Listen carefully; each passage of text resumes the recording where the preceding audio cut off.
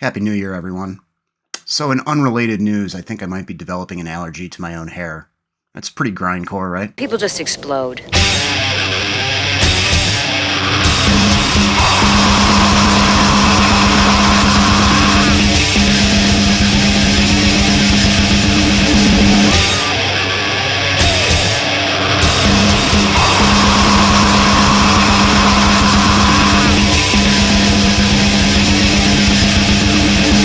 Hey, welcome back to Ground Zero Salem. As always, I'm your host, Pat.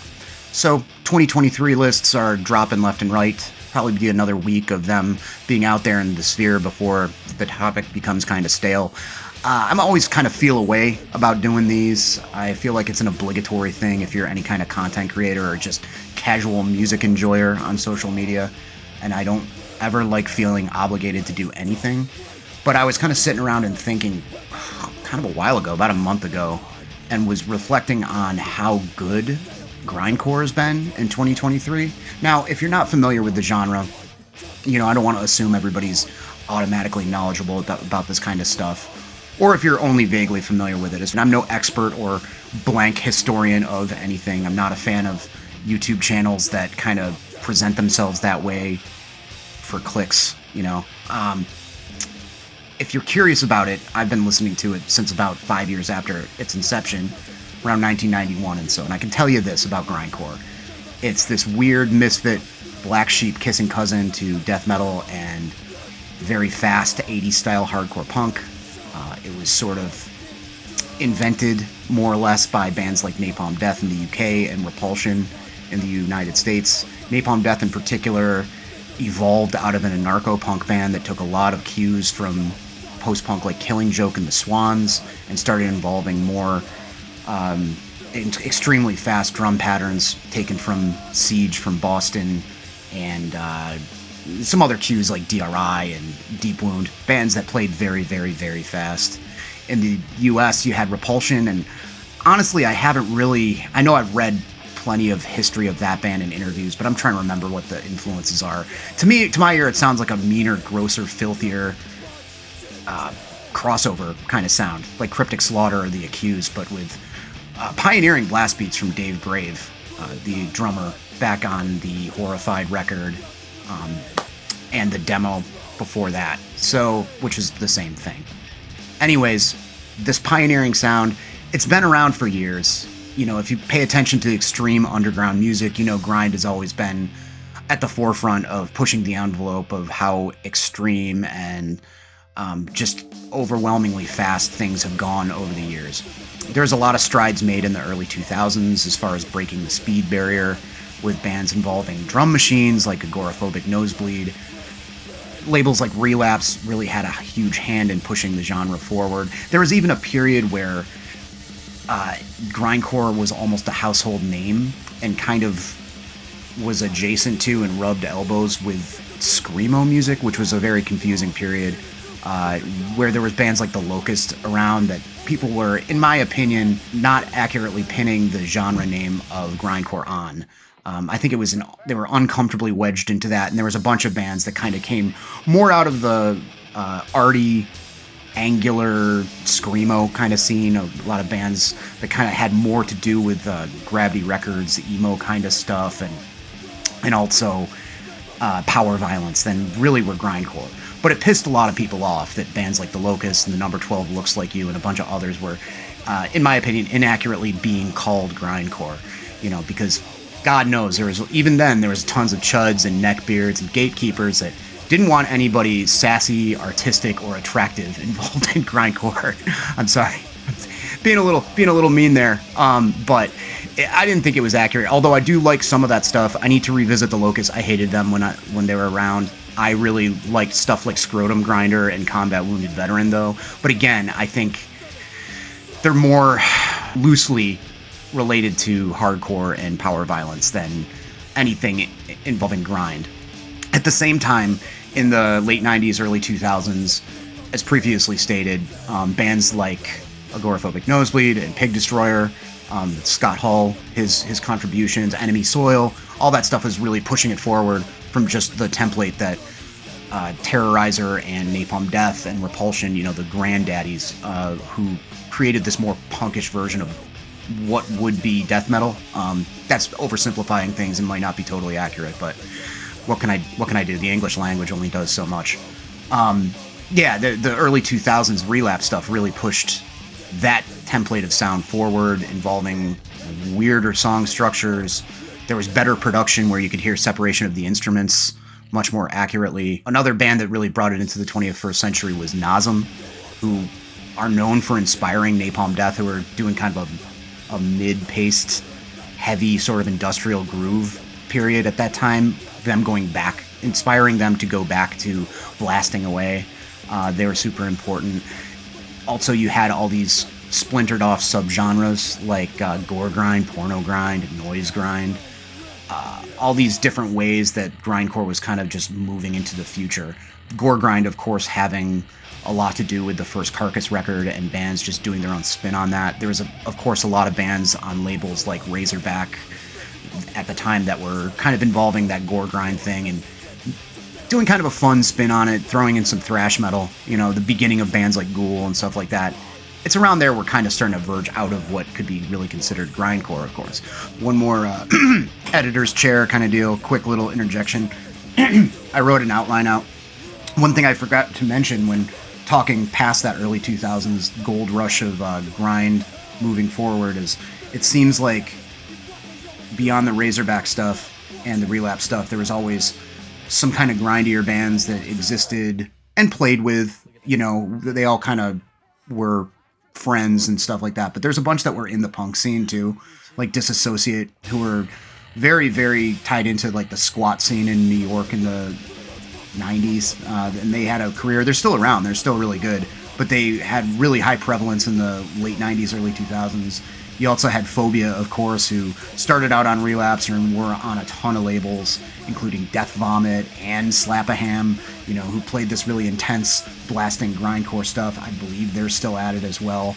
And then kind of from then on, you had what seems to me, and I'm sure the underground fans that pay very, very close attention to the genre would argue with me on this point, and feel free to educate me. I love engagement, so throw in the comments if you want to talk about other grind stuff that was going on up until present.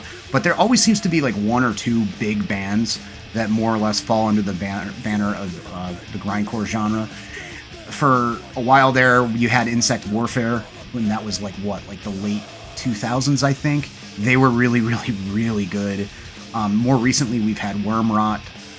There always seems to be like one or two like really, really good grindcore bands that kind of, you know, hold the banner high for the genre, maybe change a few things or improve a few things about it, and that's kind of it up until present. And it seems like there's just a bunch of good releases this year, so I forgot to say that. I'm gonna just kind of stick that in there. So why 2023? Well, you know, I don't claim to be an expert on anything. I certainly don't have my thumb on the pulse of any particular genre. I kind of try to keep my eyes open and just peruse for quality, which is what inadvertently happened with all these grind releases I'm going to talk about that came out in 2023. As I've mentioned before, I have a small online distro, link in the description, that's done okay. I've been a little bit busy with personal stuff, grown-up crap, so I haven't been able to update it as often as I've liked.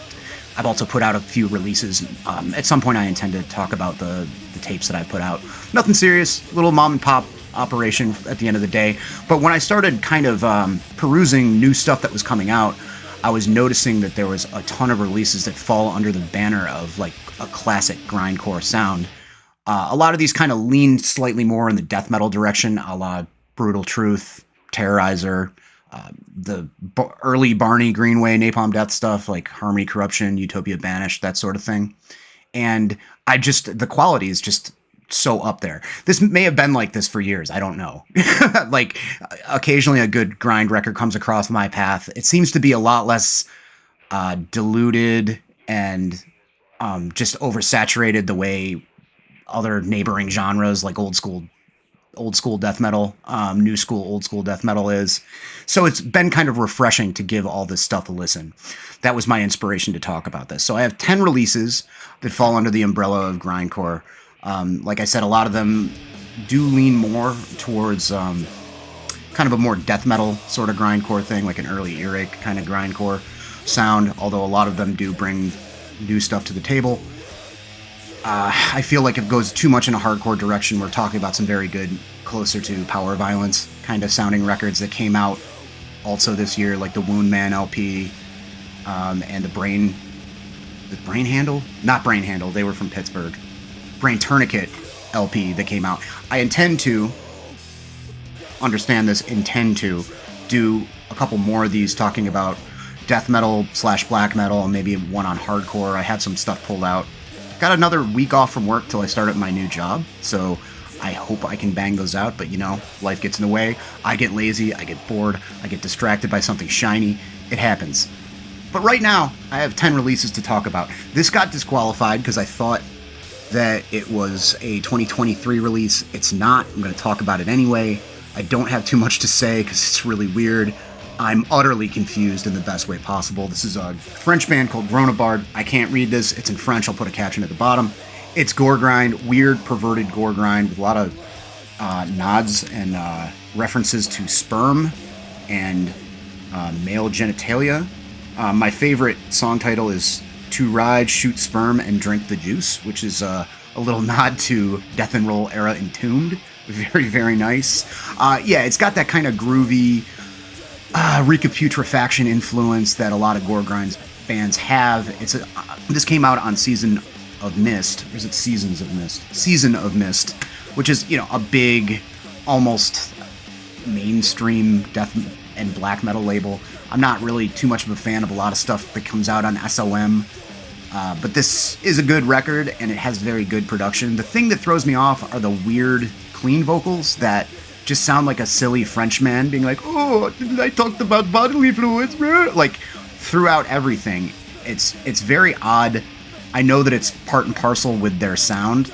I don't hate it, but after a couple songs, I'm like, yeah, okay, I got it. I just can't help but think of the French knights from the castle insulting the British knights in Monty Python's Holy Grail. If you know, you know. So this is the honorable mention because it didn't come out in 2023. I bought it in 2023, though.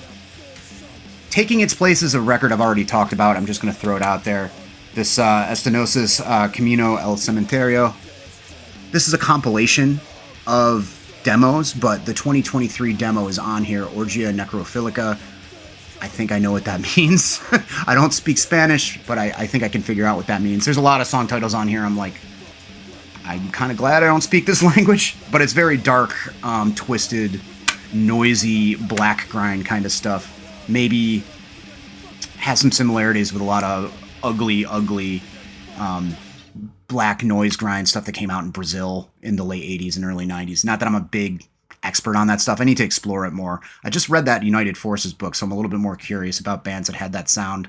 Really obscure stuff, like some stuff that got reissued by Nuclear War Now, like Insulter and stuff like that, I think is kind of along these lines, or it's at least sort of inspired by it. But it's great. I mean, it's more of like I said before on my previous update where I talked about it, it was almost like borderline noise grind, like noise not music, experimental kind of stuff. Like it could come out on Mortville Noise, the excellent label out of Iowa. So to get into the meat of stuff that actually came out in 2023 that I haven't talked about, got a whole nice pile of grindcore CDs here. At the top of it is Concrete Caveman, Feral.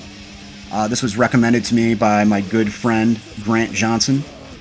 He is not a YouTuber, but he is a guy that I've known for years that has turned me on to countless good bands of like all kinds of genres across the scope, including Midnight. He's the guy that exposed me to Midnight before they had a full length out, and it was just their singles.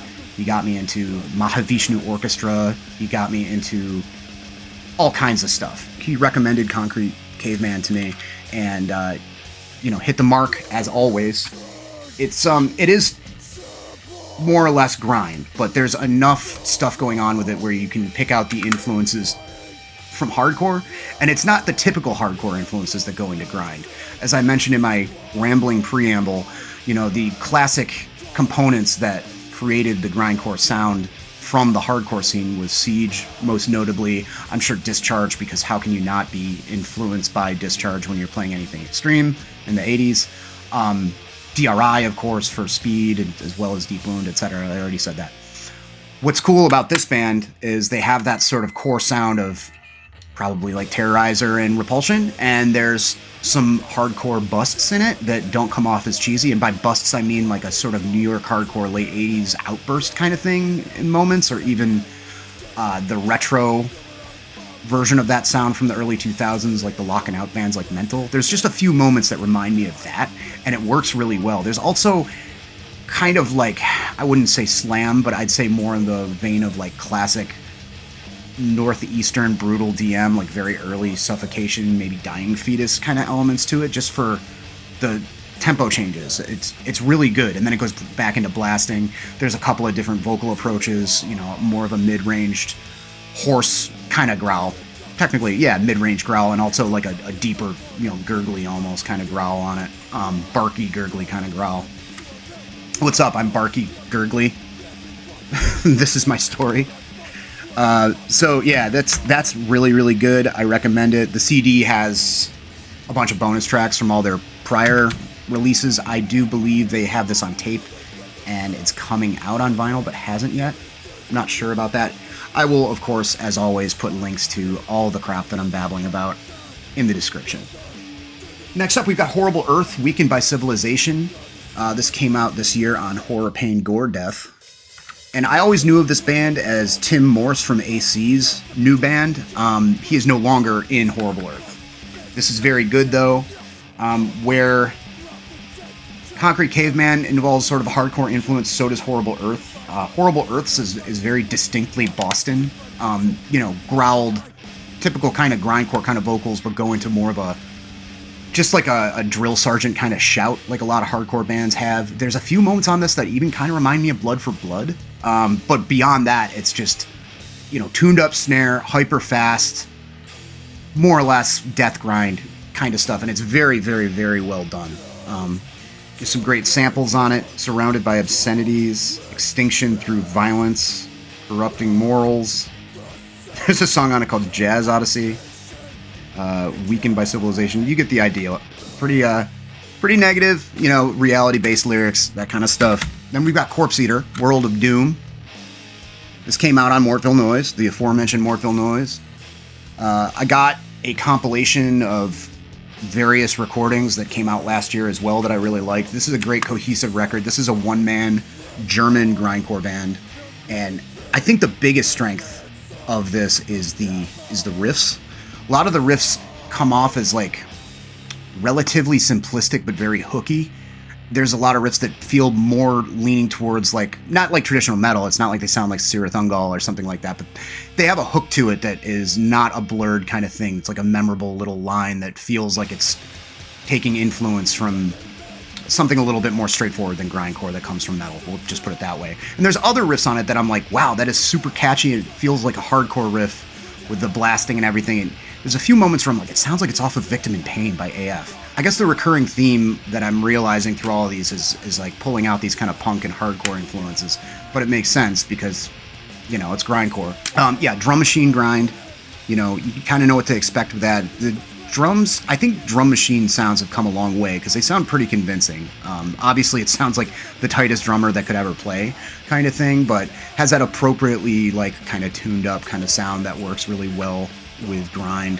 Vocals sound really like beleaguered, like my larynx is gonna fall out, I'm running out of breath, desperate kind of grind vocals, which sounds awesome. But yeah, really, really great stuff from Germany there. Next up, we've got Anthropic's End of the Bloodline. This is a band with a massive pedigree, massive resume behind them, with a lot of members and former members that did a lot in Buffalo during the heyday of Buffalo extreme metal, notably death metal, but there was always a really good grindcore scene there that should get a lot more love. Gory grind stuff and death metal, all the stuff that was under the huge shadow of Cannibal Corpse, of course. But Cannibal Corpse wouldn't have risen if that town didn't have such a good scene. And most notably, a lot of people talk about and remember the Day of Death Fest a former member of this band who sadly passed away in 2020 was Brian Pattison, who helped organize that fest, or maybe did it all himself, I'm not sure. He also put out that excellent Glorious Times book, which was one of the earlier books from, God, I think it came out like 7 years ago, that kind of helped chronicle the underground of death metal, all the tape trading, all the zines and everything. It's a fantastic book.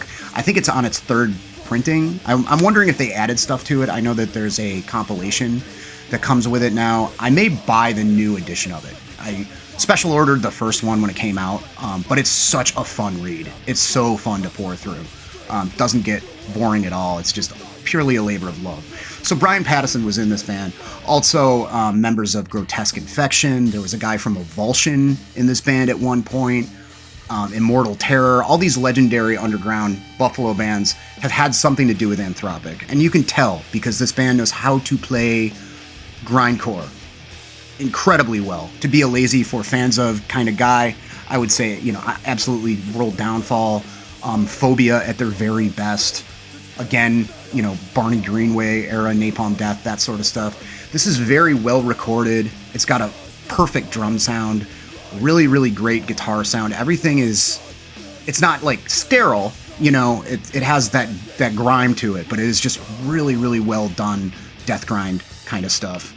And all their releases are great. I have their prior CD, the split with Ruin's really good. I think they have some demos before that. Then we've got a release from the always excellent Noxious Ruin tape label. This is Execrable, From Cave to Slave. This is, again, kind of in the death metal realm, but unlike the others, this almost feels like just tiny little bite-sized, almost straight-up death metal songs. Like death metal in the vein of early 7-inch era Incantation, Autopsy, Impetigo, really gross, really, really bass heavy, thick, deep kind of death metal, but just truncated into chunks, like Power Violence sized chunks, like little 20-second songs. I made some sausage last night, made some Polish sausage, and by the time I had the sausage cut up and frying in the pan, side A was done. It was like 7 minutes or something like that.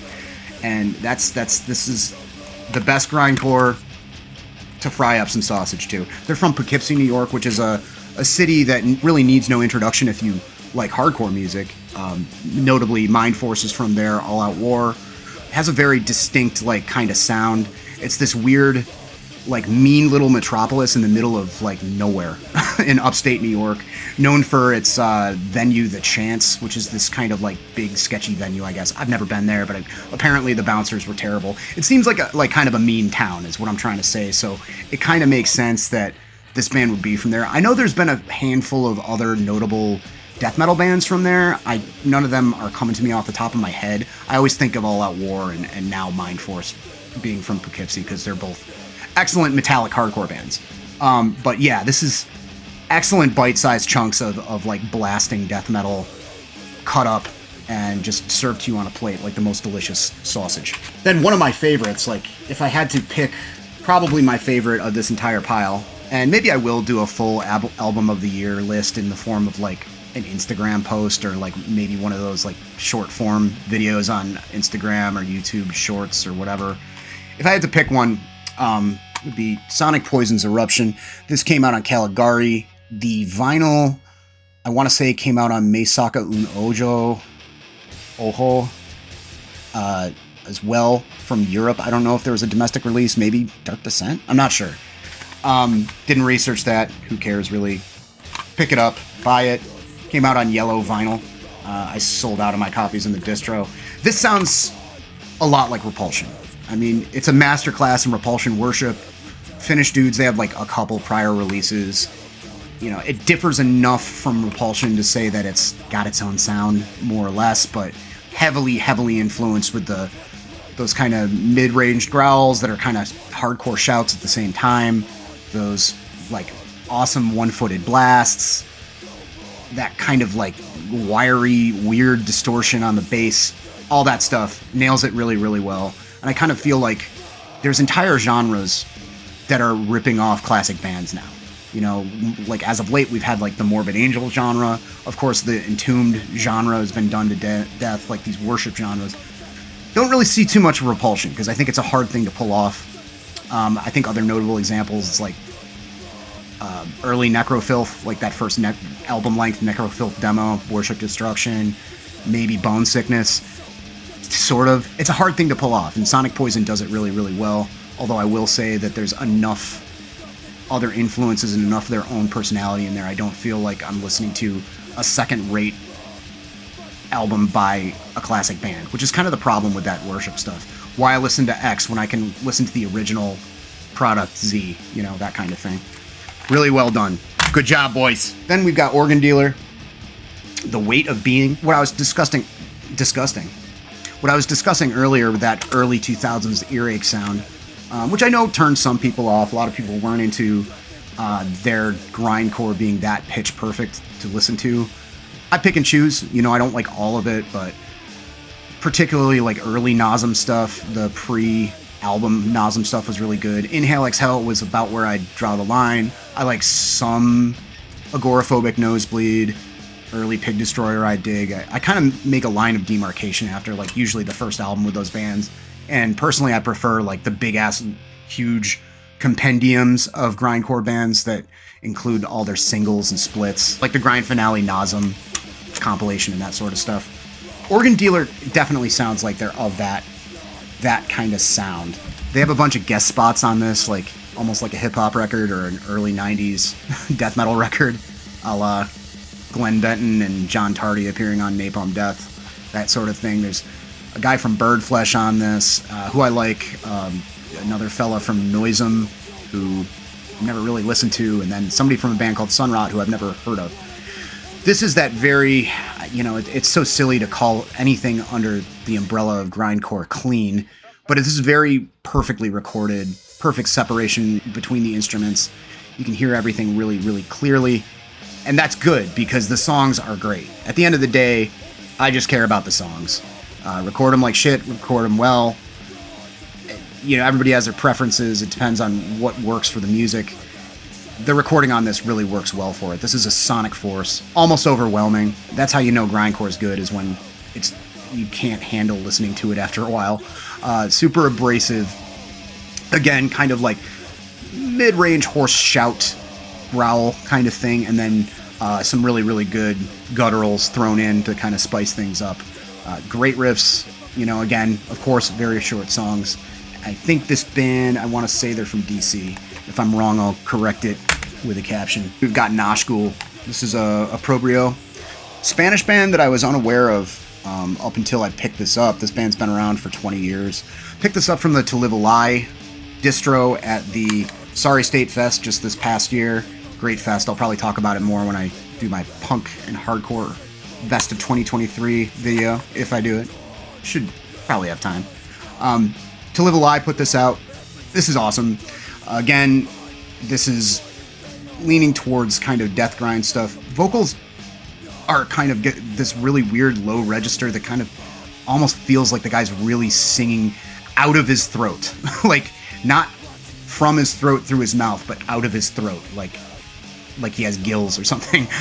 For a context, I would say kind of sounds more like the vocalist from Blood from Germany than anything else. But it's got such a great, like, fast, quick variation of like tempos, and of course there's blast beats all over everything, but they go into these cool like tremolo picked parts with like more thrash beats kind of behind them. There's some, again, like some hardcore riffs thrown in there when they break up the blasting.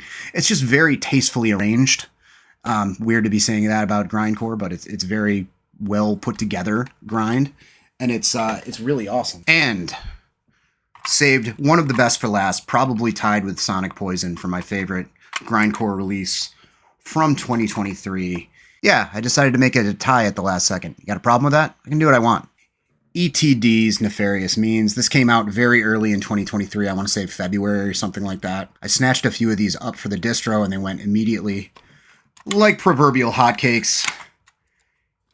Goat Throne Records really outdid themselves with this printed shell. I love this. It kind of reminds me of Santa Cruz skateboards, like Jim Phillips art or something.